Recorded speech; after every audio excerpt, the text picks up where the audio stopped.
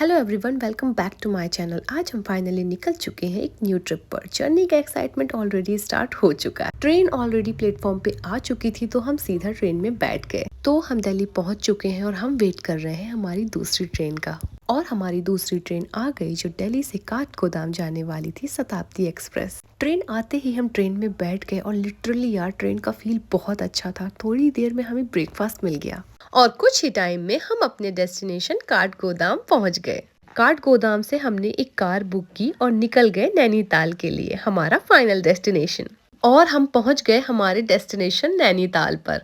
पहाड़ों का सुकून दिल को वापस खींच ही लेता है। फिर हम पहुंच गए होटल रूम में। रूम का पूरा क्लिप लेने का टाइम ही नहीं मिला, बट व्यू इज OMG।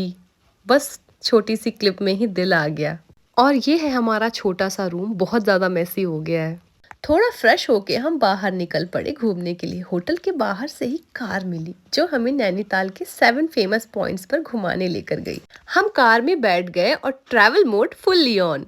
एक एक करके हमने सभी पॉइंट्स एक्सप्लोर किए और ट्रस्ट मी, हर जगह लिटरली हेवन जैसा फील हो रहा था। और ये था हमारा 7 पॉइंट्स में से फर्स्ट पॉइंट, जिसमें ये कार वाली एक्टिविटीज होती हैं, गेम्स होते हैं। और ये है हमारा सेकंड पॉइंट। यहाँ से हमें बिल्कुल साफ हिमालय दिखता है। हाँ जी, सही सुना आपने, हमें यहाँ से साफ हिमालय दिखता है। बट आज थोड़ा मौसम खराब था तो हमें दिखा नहीं और हम निकल गए हमारे थर्ड पॉइंट को एक्सप्लोर करने। और ये रहा हमारा थर्ड पॉइंट। ये बहुत ही खूबसूरत है, बहुत ब्यूटीफुल है। It's like a heaven. यहाँ पे आने के बाद वापस जाने का दिल ही नहीं करेगा आपका। और मैं तो यहाँ आने के बाद जैसे इन पहाड़ियों में, इन वादियों में खो सी गई थी। मैं बहुत ज़्यादा खुश थी।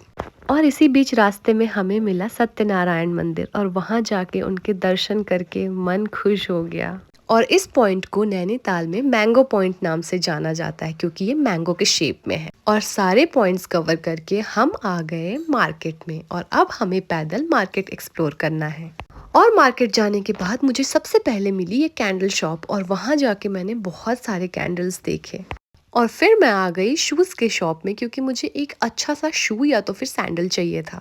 और फिर मैं चली गई दूसरी शॉप। वहाँ मैंने कुछ बैग्स ट्राई किए और मैंने कुछ बैग्स परचेज भी कर लिए।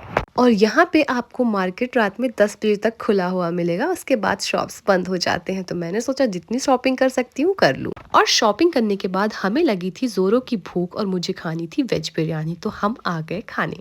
खाने के बाद हमने थोड़ा व्यू एंजॉय किया, थोड़ा वॉक किया, कुछ करी प्यारी प्यारी बातें, व्यू देखा और फिर हम अपने होटल रूम की तरफ वापस चले गए। ऐसे हमारा खत्म होता है Day 1 in Nainital. Thank you.